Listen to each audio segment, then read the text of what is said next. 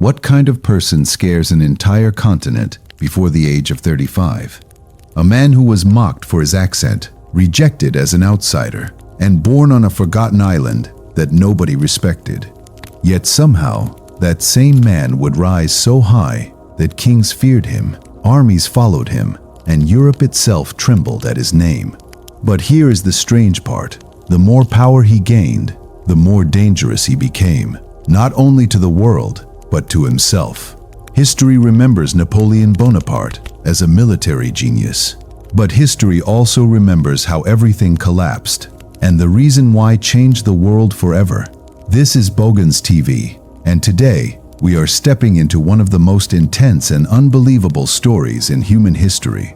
The rise and fall of Napoleon Bonaparte. The story begins in the year 1769 on a small island called Corsica in the Mediterranean Sea. It was not a rich place. It was not powerful. Most people in Europe barely cared about it. But on that island, inside a modest family home, a baby boy was born who would one day shake the foundations of Europe itself. His name was Napoleon Bonaparte.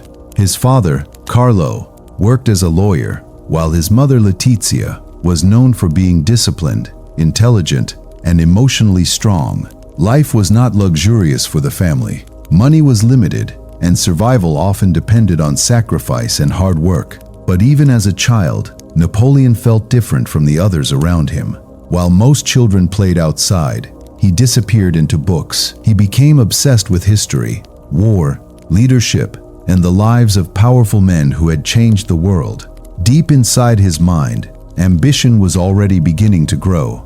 When Napoleon was only 9 years old, his life changed forever.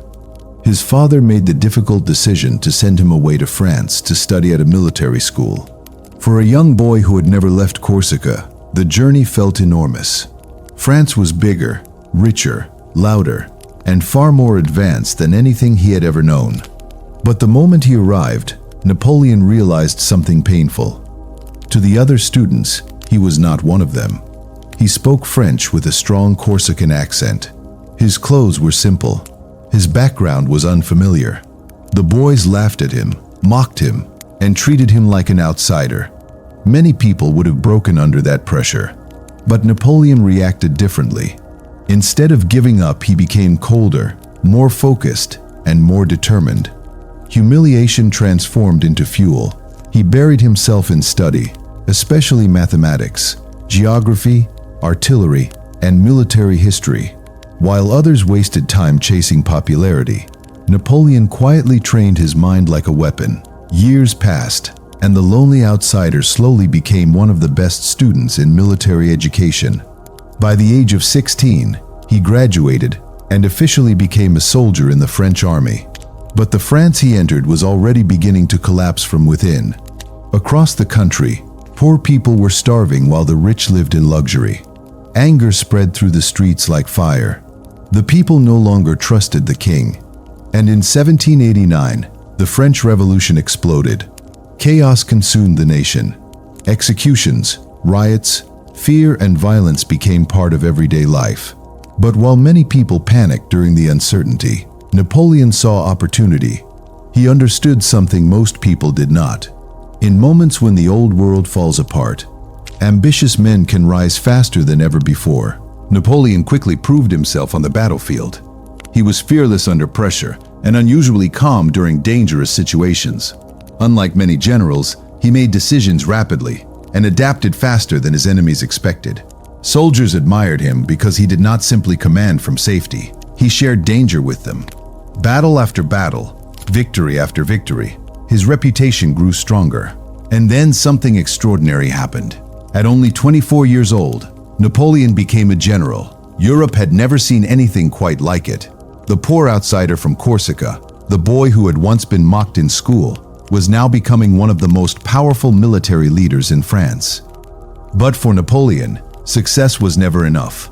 Every victory only increased his hunger for something greater. Over the next few years, Napoleon conquered enemy armies across Italy and Egypt.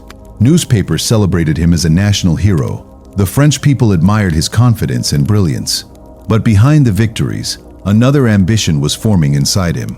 Napoleon no longer wanted to simply serve France. He wanted to control it. In 1799, he made his boldest move yet. Using political influence, military pressure, and perfect timing, Napoleon seized control of the French government. It happened quickly, almost like a storm moving through the country. Suddenly, the young general was no longer just a soldier. He had become the leader of France itself. Then, in 1804, Napoleon made a decision that shocked Europe.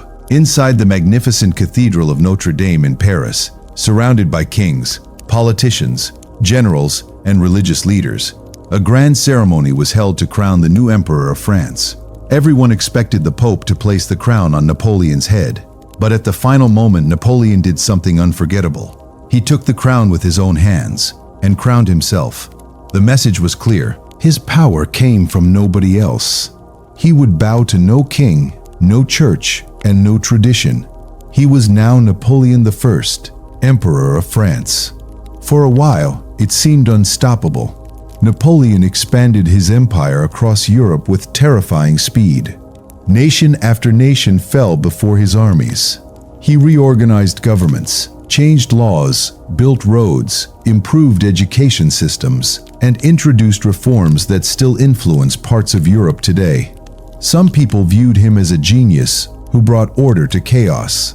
Others saw him as a dangerous conqueror obsessed with power. But one thing became undeniable. Napoleon believed destiny itself was on his side, and that belief became his greatest weakness. By 1812, Napoleon controlled most of Europe. Nobody appeared capable of stopping him. And so, he made the most dangerous decision of his life. He invaded Russia. At first, everything seemed normal. Napoleon marched east with more than 600,000 soldiers, the largest army Europe had ever seen. But the Russians refused to fight directly. Instead, they retreated deeper into their own country, destroying villages, burning crops, and leaving nothing behind for the invading army. The deeper Napoleon moved into Russia, the more invisible the enemy became. Then winter arrived. Not ordinary cold, not uncomfortable weather. This was the kind of winter that destroys entire armies. Snow covered the land endlessly. Food disappeared. Horses collapsed in the ice. Soldiers froze to death while marching through endless white silence. Hunger, exhaustion, disease, and cold attacked Napoleon's army from every direction. Men died without ever seeing the enemy. The mighty conqueror who had terrified Europe suddenly looked powerless against nature itself. When Napoleon finally retreated from Russia, the disaster shocked the world. More than half of his army never returned. For the first time in years, Europe realized something important. Napoleon could be defeated. After the catastrophe in Russia, his enemies united against him. Britain, Austria, Prussia, and Russia all prepared for war. Napoleon still fought with brilliance and courage, but the endless battles had weakened him. His empire was beginning to crack apart. In 1814, enemy forces entered Paris. Napoleon was forced to surrender and give up power. He was exiled to a small island called Elba in the Mediterranean Sea. For many leaders, that would have been the end. But Napoleon was not ready to disappear. Only 10 months later, he escaped from Elba and returned to France. The moment felt almost unreal. Soldiers sent to arrest him instead joined his side. Crowds welcomed him back with excitement. Europe watched in disbelief as the fallen emperor reclaimed power once again. For a brief moment, it looked as though history itself was bending to Napoleon's will. But destiny had one final battle waiting for him. In June 1815, near a small place called Waterloo in Belgium, Napoleon faced the combined armies of Europe. The battle was brutal, chaotic, and decisive. This time his enemies were prepared. After hours of desperate fighting, Napoleon was defeated completely. And unlike before, there would be no second return. He was captured and sent thousands of miles away to a remote island in the South Atlantic Ocean called St. Helena. It was isolated, lonely, and impossibly far from the empire he once ruled. There, the man who had once commanded millions lived quietly under constant watch. No grand armies, no cheering crowds, no royal ceremonies, only silence, memory, and time. In 1821, Napoleon Bonaparte died at the age of 51.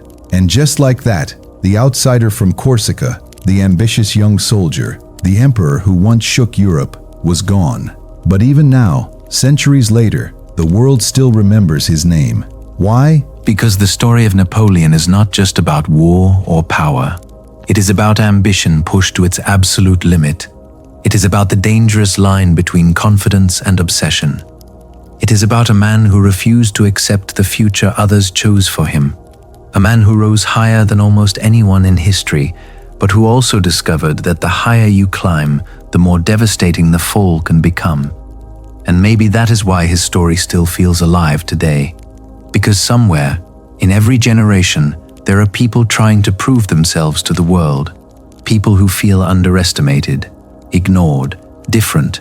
People who dream of becoming more than what life expected from them. Napoleon understood that feeling better than most. This is BOgnise TV, and this was the rise and fall of Napoleon Bonaparte.